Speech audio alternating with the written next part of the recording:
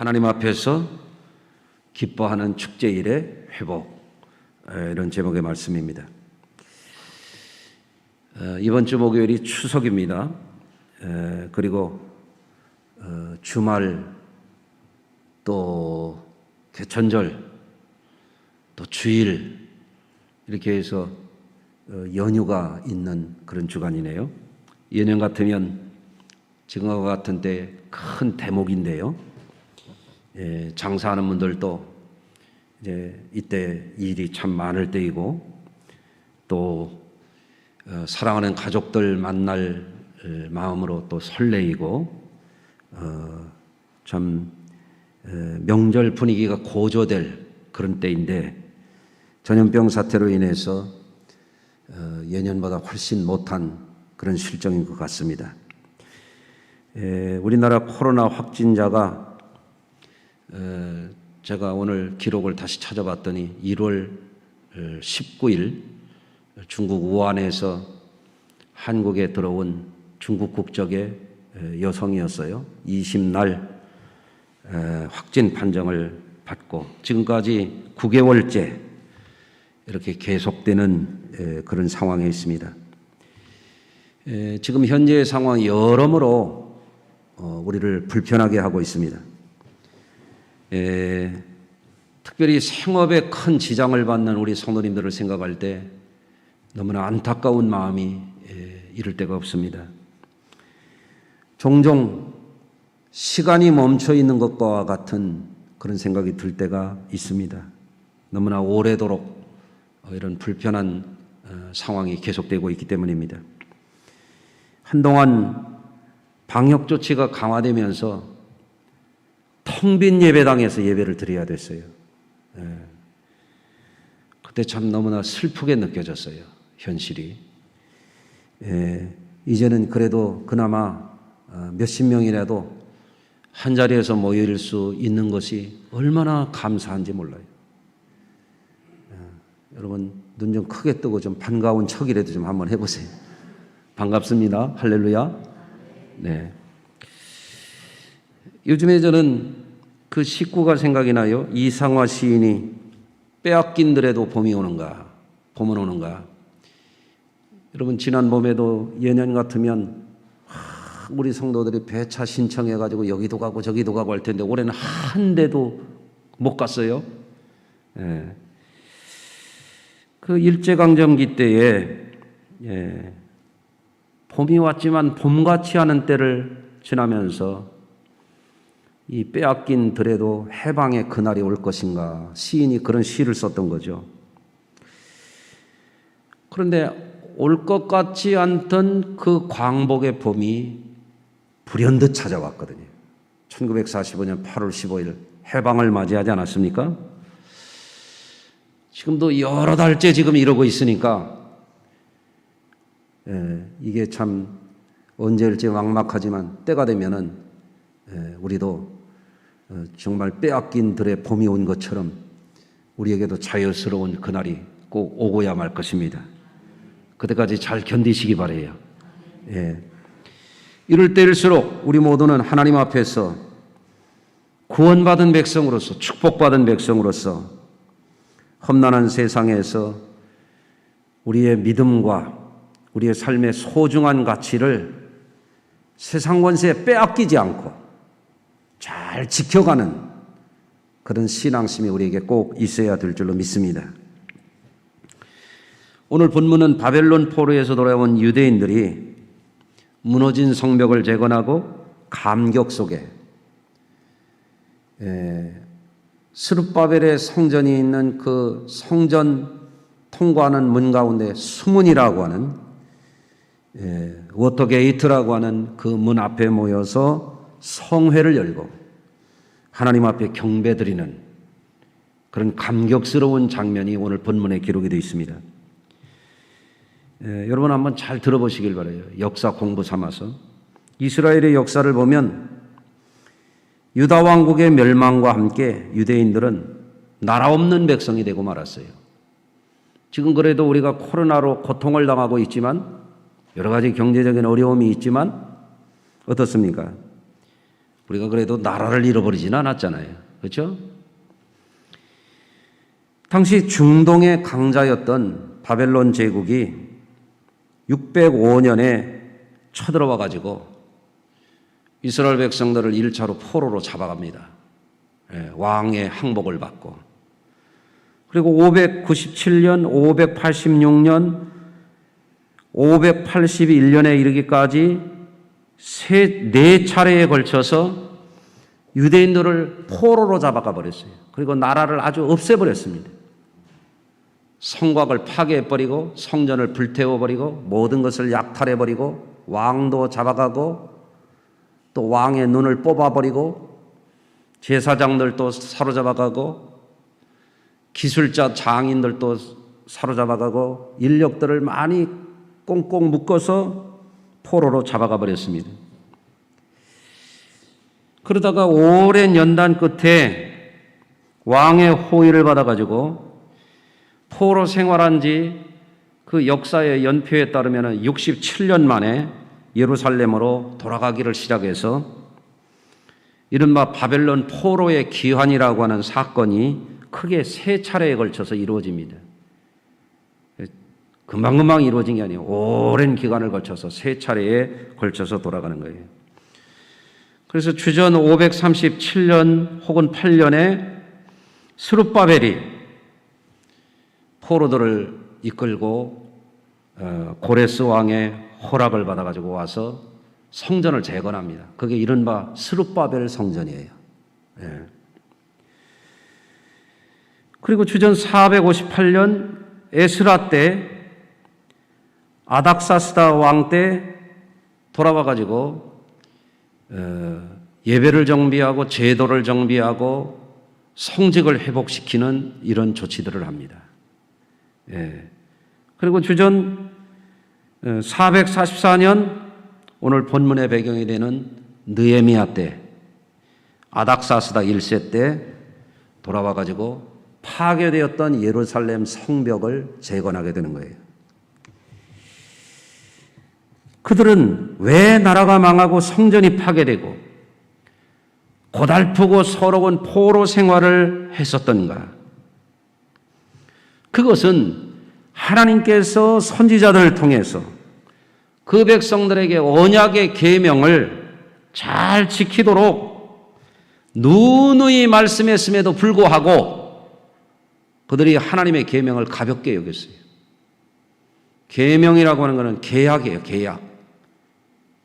결혼한 사람이 결혼 약속을 하면 그게 계약입니다. 그거 지키지 않으면 법에 처벌을 받게 되어 있어요. 배상을 해줘야 돼요. 계약을 어긴다. 계명. 하나님이 그들이 회개하고 돌아오면 용서해 주겠다고 누누이 선지자들을 보내고 또 보내고 또 보내고 또 보내고 아멘 좀 하세요. 아멘 할 때까지 보내고 계속 보냈음에도 불구하고 그들이 완고하게 회개를 안 하는 거예요. 하나님의 계명 어기는 거를 아주 추석날 송편 먹듯이 하는 거예요. 네? 여러분들 원래 유대인들은 어떤 사람들입니까? 세상 만민 가운데 특별한 하나님의 은총을 받은 사람들이에요. 택함을 받았잖아요. 하나님의 강렬한 능력으로 애굽의 노예살이에서 해방됐잖아요. 광야길에서 보호받고 인도받고 공급받았잖아요. 노예였던 자기 기업이 없던 이들이 가나안의 기업을 축복의 땅, 약속의 땅으로 받았잖아요. 하나님이 그들에게 언약의 계명을 주면서 요즘에도 새벽의 시간에 십계명을 나누고 있습니다만 이 언약의 계명을 주시면서 이 계명을 잘 지키면 나는 너희의 하나님이 되겠다고 영원히 너희와 함께 하겠다고 했음에도 불구하고 그들이 이 계명을 헌신짝 버리듯이 버려버렸어요. 그 결과 북이스라엘은 아수르에게 일찍 멸망을 당하고 북이스라엘 왕들은 열왕기서를 읽으면 단 한 사람도 하나님 앞에 선한 왕이 없어요. 전부 여로보암의 길로 갔어요. 우상. 인간적으로 말하면 바람을 피운 거예요. 하나님을 버리고 우상에게 절한 거예요. 전부 빠졌어요. 북왕국이 타락했습니다. 예. 멸망을 당했습니다. 남유다 왕국도 몇몇 아사 왕이라든지 히스기야 왕이라든지 요시야 왕이라든지 이러한 사람들이 있었지만 대부분 타락하고 부패했어요. 여러분, 사람이 멀쩡한 사람도 권력을 지으면 타락하기가 쉬워. 가난한 사람도 돈 좀 모으면 타락하기가 쉬워. 배움이 없을 때는 순수하기라도 했었는데 뭐 좀 배우고 나면 사람이 이상해지는 사람들이 있어요. 이스라엘은 결국에는 바벨론에게 멸망을 당했습니다. 하나님의 예언한 대로 됐습니다. 그래서 포로기의 연단과 시련의 시대를 지내야만 했던 거예요. 그럼에도 불구하고 하나님이 그 백성들에게 선지자를 통해서 복역의 때가 끝나서 이제는 돌아갈 것이다 했던 것처럼 틀림없이 그 백성들이 1차, 2차, 3차에 걸려서 돌아가는데 오늘 느헤미야 이 본문의 상황은 3차 귀환 때 느헤미야가 포로들을 이끌고 유대의 바벨론 바사 왕국의 총독으로 와가지고 무너진 성벽을 재건을 한 거예요. 예. 그것도 52일 만에 성벽을 전부 분담시켜가지고 다시 재건한 후에 감격 속에 미리 일찍이 왔던 그래서 스가랴 성전으로 들어가는 수문 앞 광장에 백성들 남자 여자 할 것 없이 말귀를 알아들을 만한 사람들 다 그 광장에 모여가지고 성회를 여는 거예요. 그때 하나님의 율법을 읽어주고 가르쳐주니까 그때 깨닫고 백성들이 두 손을 들고 아멘 아멘 하고 어떤 이들은 엎드려서 하나님 앞에 경배 드리는 거예요. 예배를 하는 거예요. 그런 장면입니다.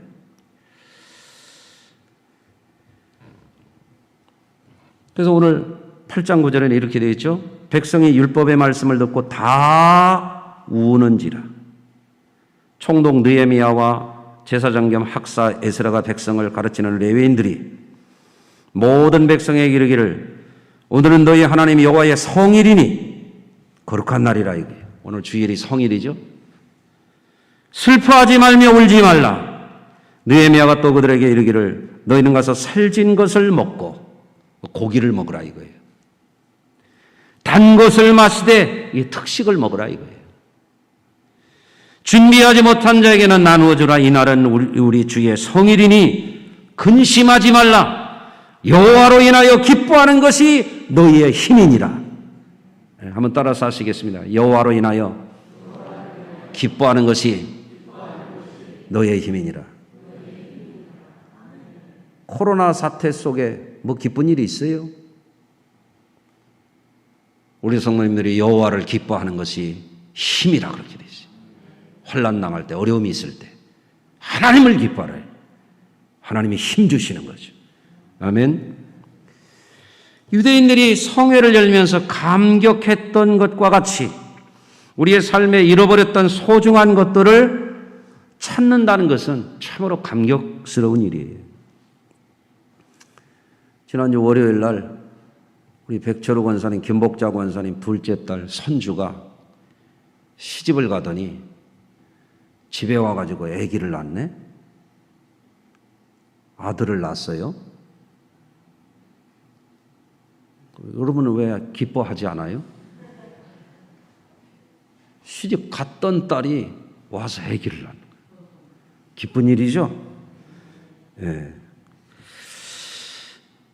지금 우리는 코로나19라는 전대미문의 이 특이한 시기를 통과하고 있습니다. 많은 어려움들이 있습니다. 이 같은 어려움이 있을 때 어떤 이들은 자신의 신앙을 잃어버려요. 어려움이 있을 때 어떤 이들은 자아를 잃어버려요. 어떤 이들에게는 이 코로나 사태가 어둠의 시간이 될 수 있어요, 영적으로. 그렇지만 오늘 함께 예배하는 성도 여러분들은 지금 우리가 통과하고 있는 시련의 시간들이 도리어 우리가 잃어버렸던 것을 되찾는 값진 시간으로 활용하시기를 바라요.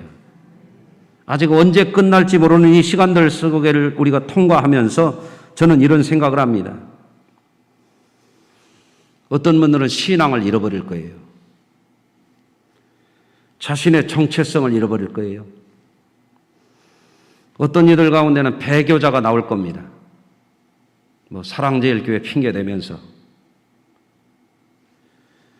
어떤 이들은 신앙이 변질되는 이들도 있을 것입니다. 어떤 이들은 교회를 떠나고 하나님 앞에 약속하고 받은 직분 정도는 헌신짝 버리듯이 집사를 받고 권사를 받고 장로직을 받을 때 뭐라고 하나님 앞에 약속했는지는 아주 새까맣게 잊어버리고 그런 사람들이 있을 겁니다.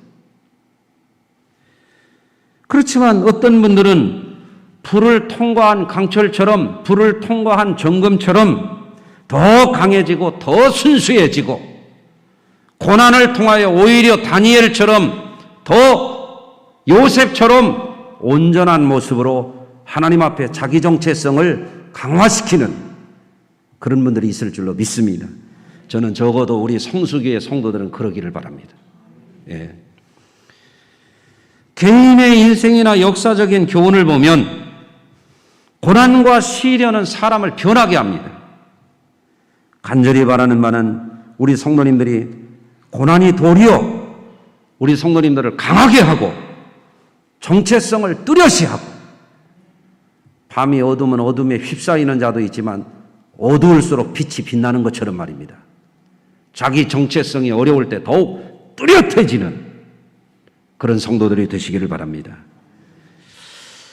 오늘 본문을 통하여 저는 두 가지 중요한 교훈을 우리 성도님들과 함께 마음에 새기고자 합니다. 첫째는 특별히 멸망받은 나라 포로된 삶에서 돌아와서 하나님 앞에서 자신들의 불신앙과 불순종의 역사를 참회하면서 성회를 열었던 이스라엘처럼 오늘의 우리도 지금의 고난과 시련 속에서 우리의 삶을 깊이 반성하고 회개하는 마음으로 예배의 회복을 이룰 수 있기를 바랍니다. 코로나 사태가 일어나니까 목사들도 엉터리들이 드러나고 있고 교회들도 순 엉터리들이 드러나고 있고 신학자들도 빈 껍데기 같은 엉터리 신학자들이 드러나고 있거든요. 여러분들, 시련은 사람의 정체를 드러냅니다. 고난은 사람의 본바닥을 드러냅니다. 오늘 3절 이하에 보면 수문학 광장에서 새벽부터 정오까지 남자나 여자나 알아들을 만한 모든 사람 앞에서 읽음에 뭘 읽었냐면 율법을 읽습니다. 하나님이 계명으로 주신 것, 약속의 말씀으로 주신 것을 읽었다 이거예요.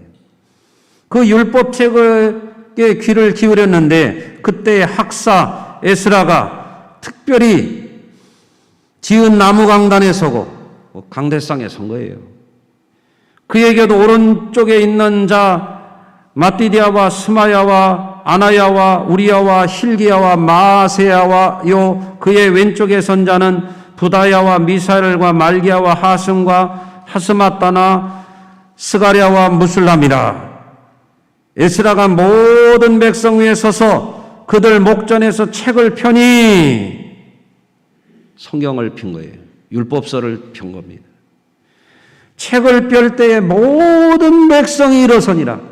하나님의 말씀을 대할 때 경외심으로 자리에서 전부 일어났다 이거예요. 존경의 뜻으로. 에스라가 위대하신 하나님 여호와를 송축하며 모든 백성이 손을 들고 아멘 아멘 하며 응답하고 몸을 굽혀 얼굴을 땅에 대고 여호와께 경배하니라. 예배드린 거예요. 포로기 이후의 예배의 모습이요. 이게 오늘날 예배의 아주 모델이에요.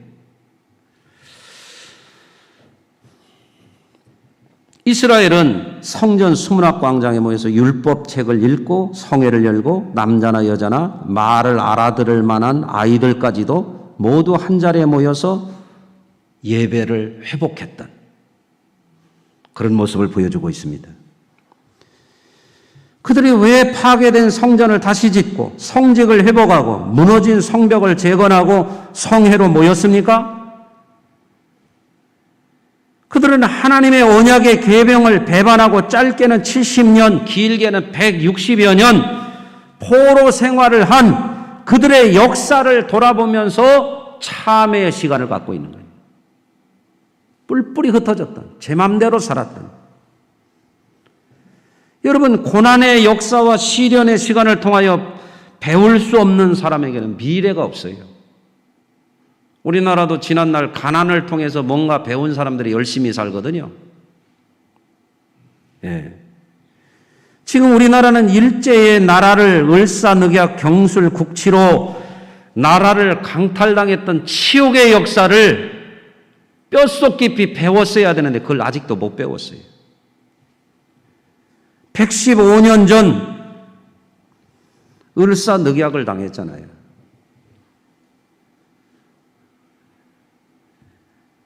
참 안타까운 일입니다. 분열과 갈등, 당쟁에 빠졌던 나라가 망했던 뼈아픈 역사를 아직도 배우지 못했습니다.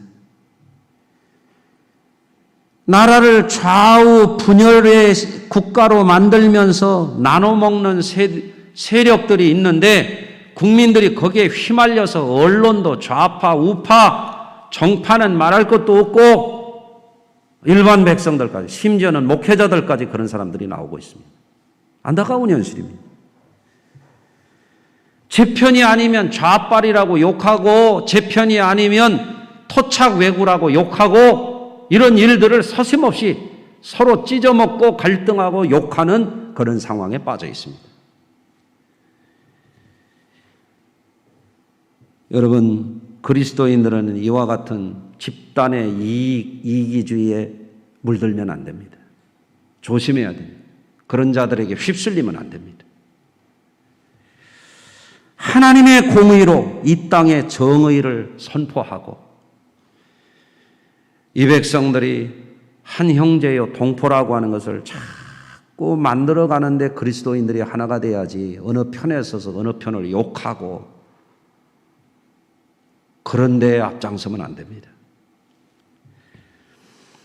지금 우리 그리스도인들이 신앙적으로 깊이 반성하고 그리스도인들이 세상에 빛이 되지 못했던 삶들을 회개해야 될 때입니다.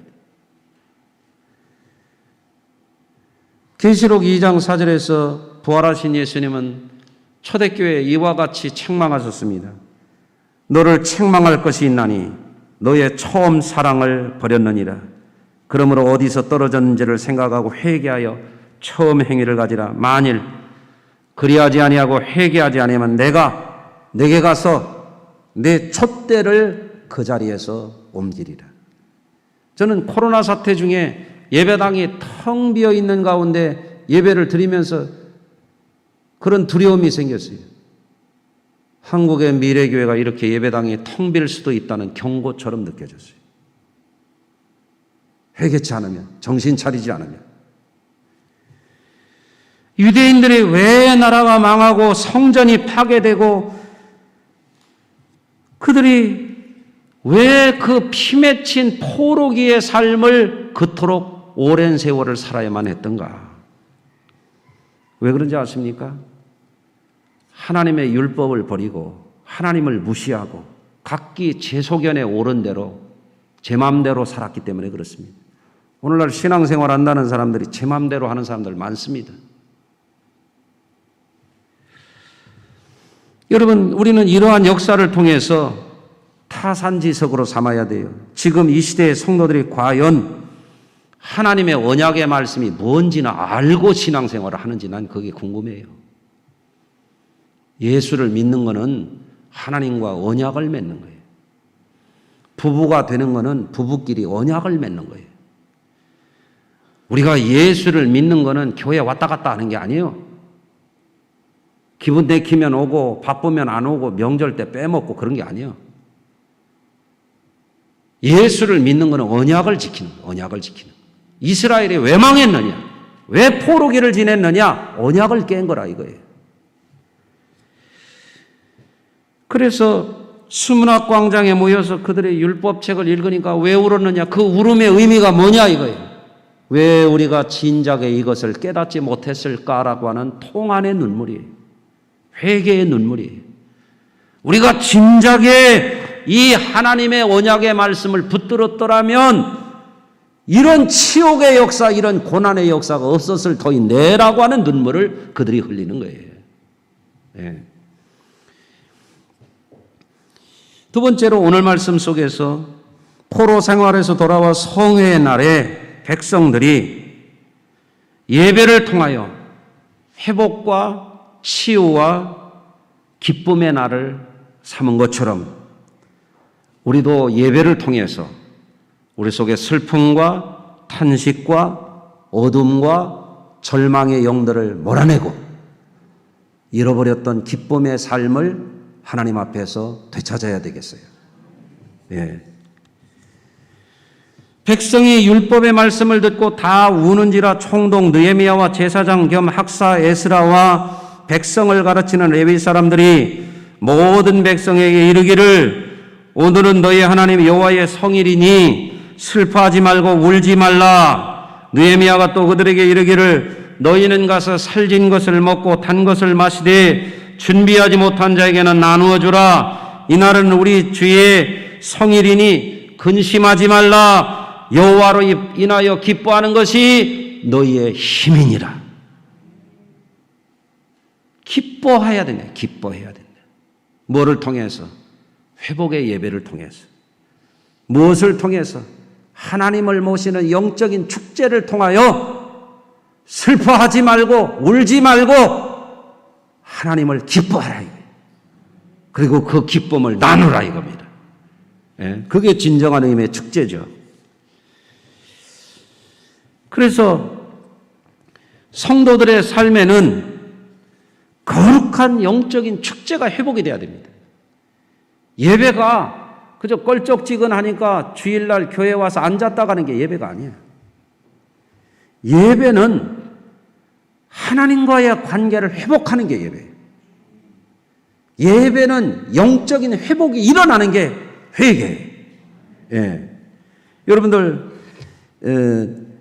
이런 영적인 축제가 회복이 돼야 됩니다. 수문암 광장 앞에서 무너진 성전을 회복해놓고 파괴된 성곽을 다시 52일 동안 밤낮 없이 쌓아놓고 포로들이 돌아와서 지난날의 잘못을 회개하고 하나님 앞에 엎드려 예배 드리면서 그들이 회복을 이루는 거예요. 회복. 이게 영적인 축제예요.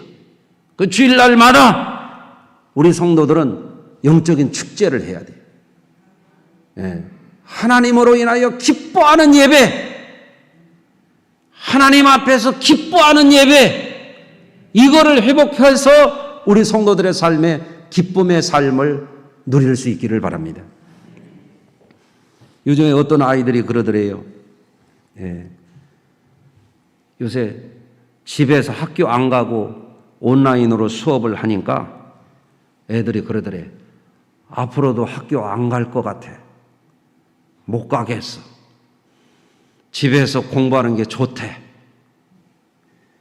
지금 교인들 중에도 어떤 이들이 교회를 잃어버렸어. 교회 오는 거 생각도 안 나. 예배 유목민들이 생겼어요. 예.